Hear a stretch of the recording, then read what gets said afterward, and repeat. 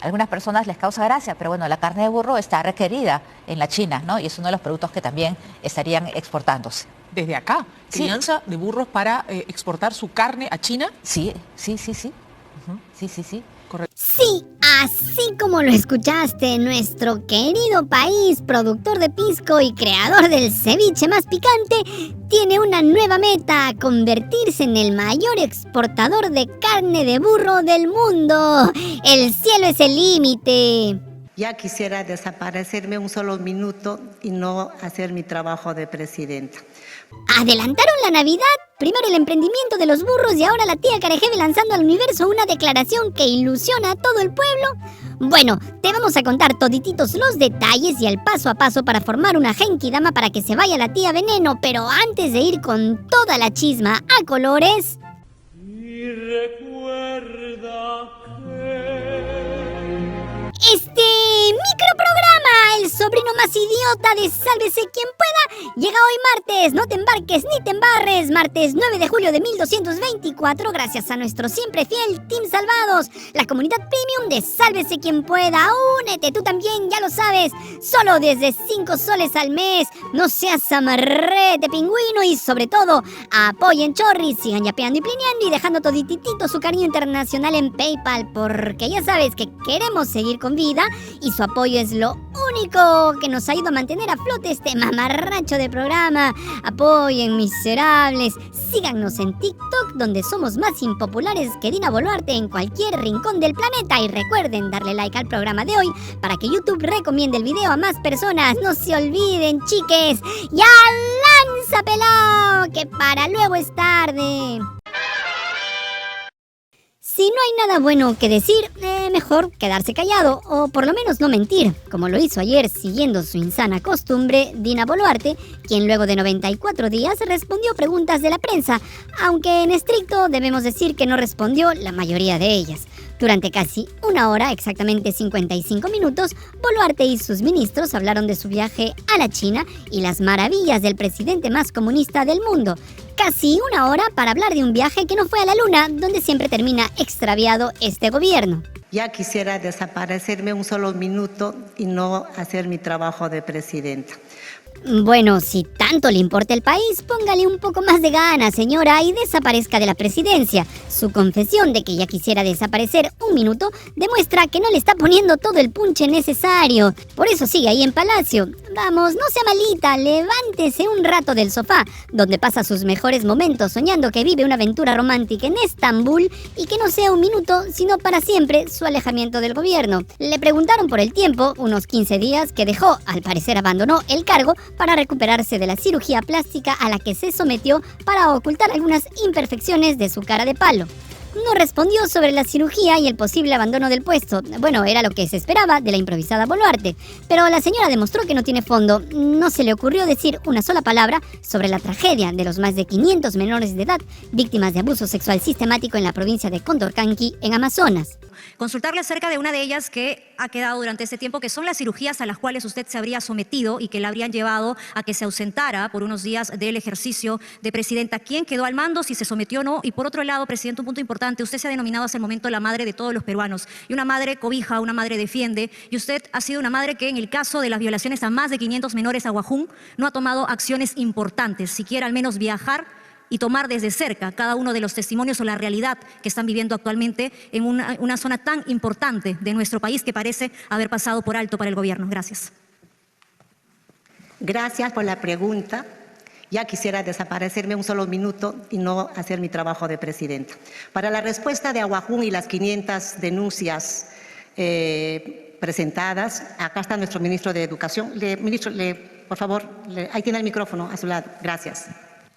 Y si en China pujó para tratar de llorar por la niñez, ya en Lima, sentadota en el trono, a Boluarte se le olvidó el libreto, dejó atrás la actuación y se quitó la careta para dejarse ver tal y como es: indiferente, insensible, desinteresada y hasta ignorante.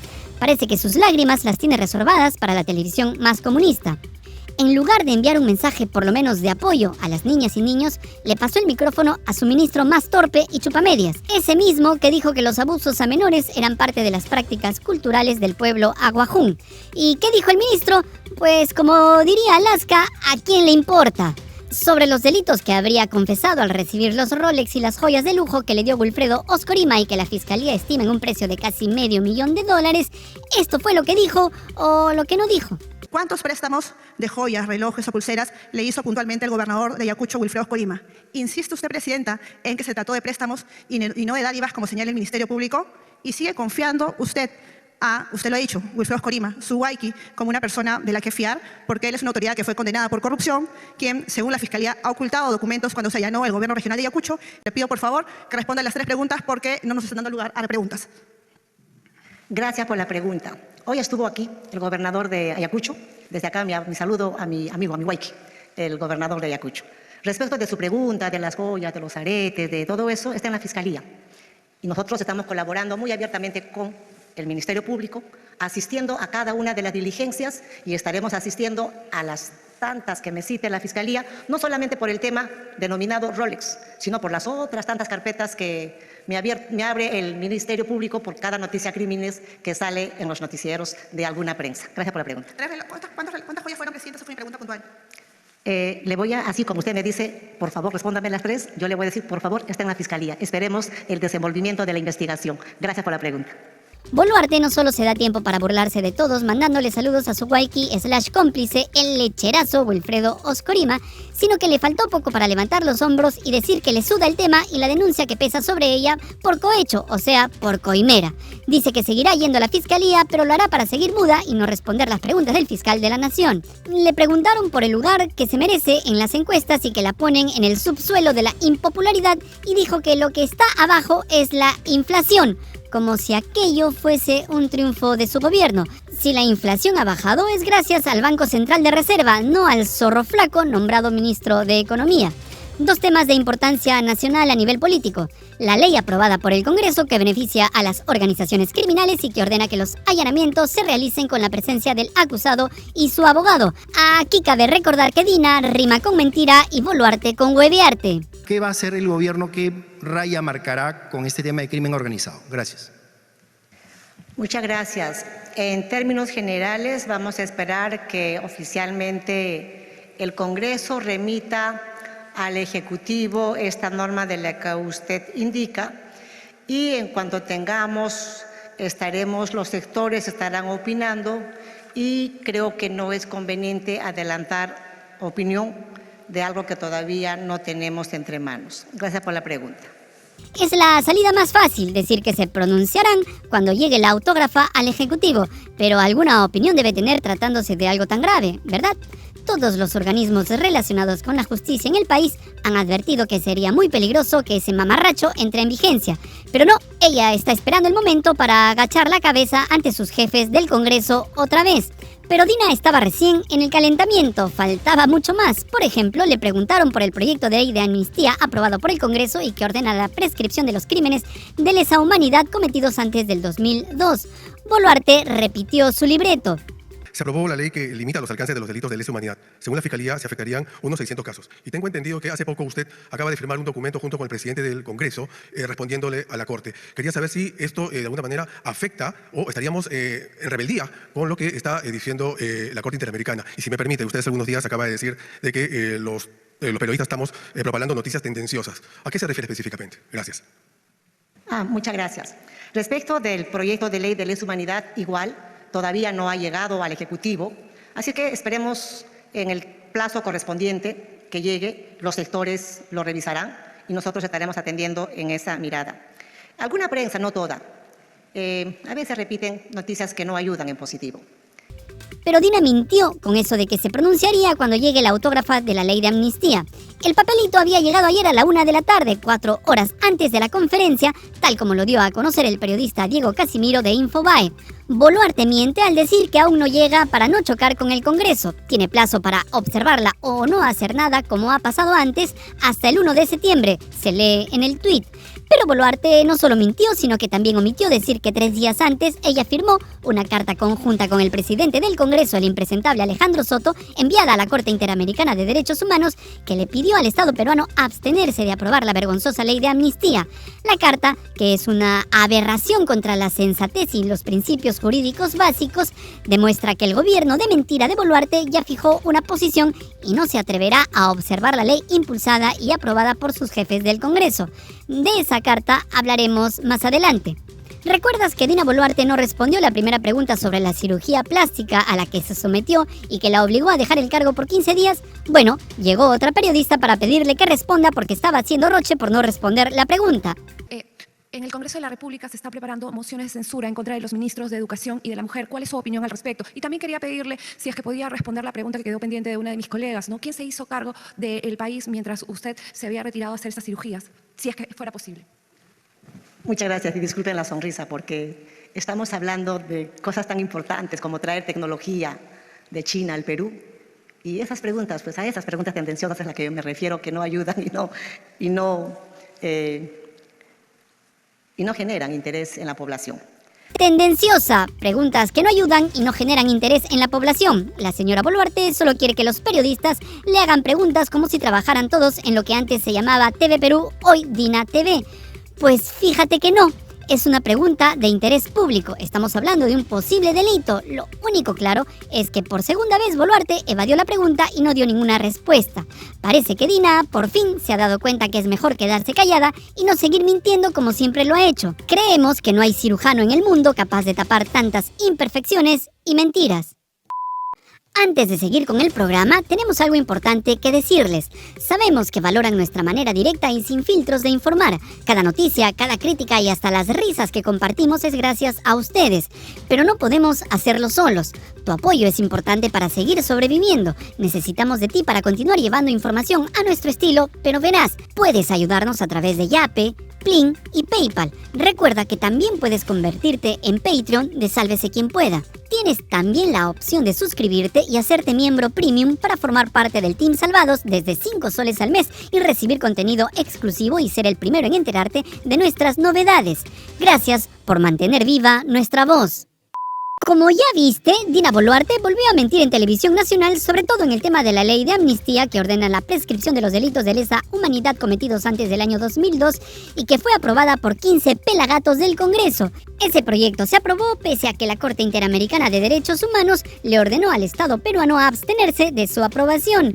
Pero ayer se conoció que Dina Boluarte y su par intelectual Alejandro Soto, presidente del Congreso, enviaron una carta a la Corte Interamericana que estamos seguros pasará a la historia como uno de los documentos más vergonzosos, ignorantes y aberrantes en términos jurídicos que haya sido escrito y firmado por alguna autoridad peruana. Recordemos que el jefe del gabinete, Gustavo Adrianzen, había anunciado que el gobierno, el Congreso y el Poder Judicial iban a emitir un pronunciamiento contra la intromisión de la Corte. Bueno, al final solo la firmaron Dina y Soto. El Poder Judicial les dio la espalda y no se sumó al bochornoso pronunciamiento. En el documento, Boluarte y Soto rechazan lo que ellos consideran una intervención del organismo internacional y reafirman el compromiso del Perú con el Sistema Interamericano de Protección de Derechos Humanos, pero al mismo tiempo hablan de la soberanía del país y su capacidad para gestionar sus propios mecanismos de control. La carta argumenta que la Corte Interamericana de Derechos Humanos ha excedido sus competencias y está tratando de convertirse en un suprapoder dentro del Estado peruano con la capacidad de dirigir y ordenar el funcionamiento de los órganos legítimos del país. Hasta César Acuña y Alejandro Cavero saben que la Corte Interamericana de Derechos Humanos emite medidas provisionales con el objetivo de asegurar que, mientras se resuelve el caso principal, los derechos de las personas involucradas no sean violados de manera irreparable. Y en este caso, su pronunciamiento es en referencia a los familiares y víctimas de los casos de La Cantuta y Barrios Altos.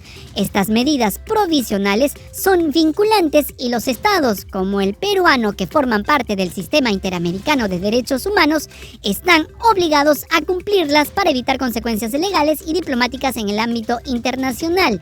No es que la Corte se esté entrometiendo en las decisiones del Congreso o del Poder Judicial, la de Efesios. ha emitido una medida provisional porque considera que la ley de amnistía afecta el acceso a la justicia de quienes han sido víctimas en el Perú de delitos de lesa humanidad. Lo más vergonzoso es que los representantes del gobierno y el Congreso se pusieron al nivel del más vulgar fujitrol o integrante de la pestilencia para decir que rechazan que la Corte utilice el término conflicto armado interno para referirse a los años en que el Perú tuvo que enfrentar la insanía terrorista. Se supone que Boluarte, Soto y Adrián Sen, que está detrás de todo esto, han pasado por una facultad de Derecho.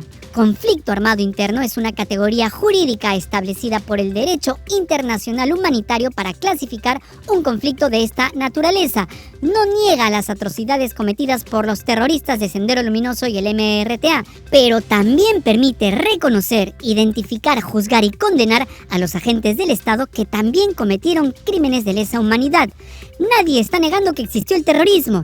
Quienes pretenden que no se le llame conflicto armado interno son aquellos que desean controlar la narrativa histórica y evitar los cuestionamientos y sobre todo los juzgamientos de quienes representaban al Estado y debían proteger a la población que estuvo en medio del conflicto, no matarlos, eliminarlos o desaparecerlos.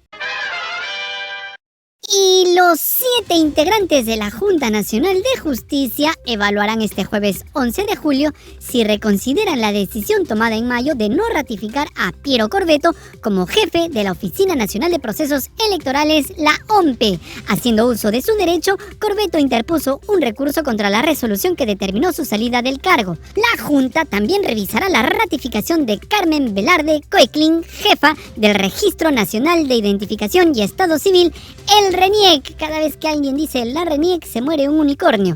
Cuando se evaluó la ratificación de Corvetto, los votos a favor fueron de Antonio de la Asa, Imelda Tumialán, María Zavala y Guillermo Thornberry. Sin embargo, según la Ley Orgánica de la Junta Nacional de Justicia, se requieren al menos 5 votos de los 7 miembros para una ratificación.